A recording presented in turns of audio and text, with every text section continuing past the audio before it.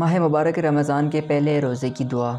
اعوذ باللہ من الشیطان الرجیم، بسم اللہ الرحمن الرحیم۔ اللہم اجعل صیامی فیہ صیام الصائمین وقیامی فیہ قیام القائمین ونبہنی فیہ عن نومة الغافلین وہب لی جرمی فیہ یا الہ العالمین واعف عنی یا عافی عن المجرمین۔